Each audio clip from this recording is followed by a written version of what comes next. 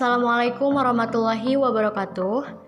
Saya Rena Oktriani dari Program Studi Pendidikan Teknologi Informasi Institut Pendidikan Indonesia. Di sini saya akan mempresentasikan mengenai Open System Interconnection atau OSI. Open System Interconnection atau OSI adalah model referensi yang mana tercipta dalam bentuk kerangka konseptual.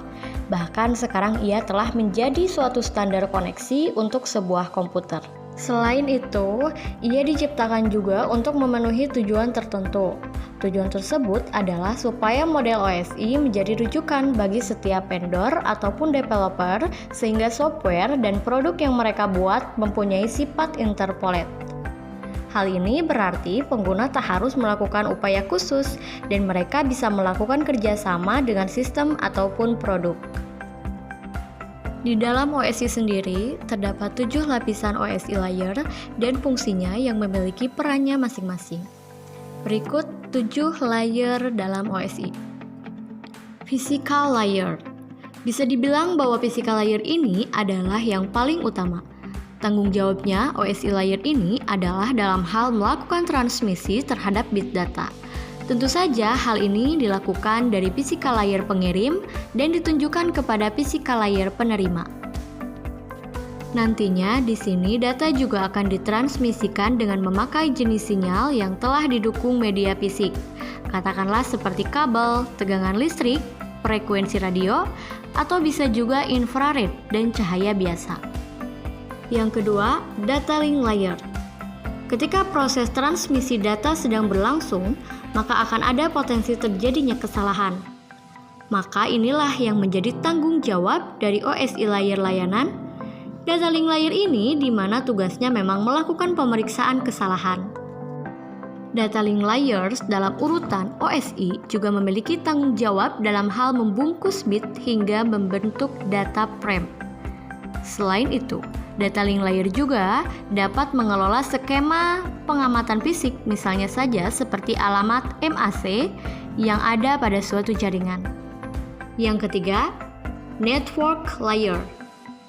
Di antara 7 OSI layer yang ada, network layer memiliki tugas dalam mendefinisikan alamat IP atau Internet Protocol. Hal ini membuat setiap komputer akhirnya dapat terhubung dengan satu jaringan. Bahkan tak hanya itu saja, network layer juga berfungsi untuk melakukan proses routing serta membuat header pada paket-paket data yang ada. Keempat, transport layer. Untuk pengiriman pesan antara 2 atau lebih host yang ada di dalam jaringan, maka ini adalah tanggung jawab dari transport layer.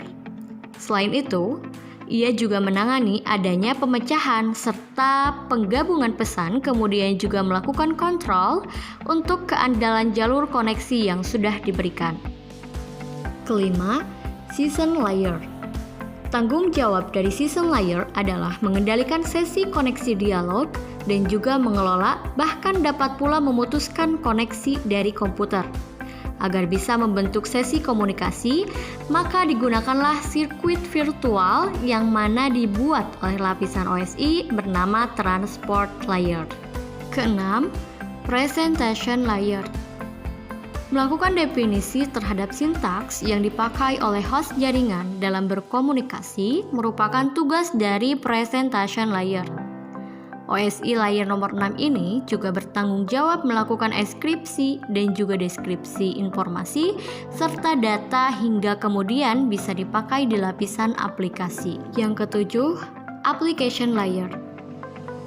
Berbicara tentang penyedia interface antara protokol jaringan pada aplikasi yang sebelumnya sudah ada di komputer, maka ini merupakan tugas application layer. Ia juga merupakan lapisan paling atas dari model OSI dan kerap memberikan layanan yang mana begitu dibutuhkan oleh aplikasi. Adapun contoh implementasi dari model arsitektur OSI, ini dapat dilihat dari proses pengiriman email yang mana tahapannya adalah sebagai berikut. Application layer mengirim data ke komputer lain. Presentation layer melakukan konversi email menjadi format jaringan. Session layer membentuk sesi perjalanan data sampai proses pengiriman selesai dilaksanakan. Transport layer, pengiriman memecah data dan dikumpulkan lagi di transport layer penerima. Network layer, membuatkan sebuah alamat dan menuntut data sampai ke tujuan. Data link layer, kemudian membentuk data menjadi frame dan juga alamat fisik. Lalu di physical layer, data akan dikirim lewat medium jaringan ke lapisan transport penerima. Setelahnya, alur terbalik dari physical layer ke application layer pada komputer penerima. Sekian pemaparan dari saya. Wassalamualaikum warahmatullahi wabarakatuh.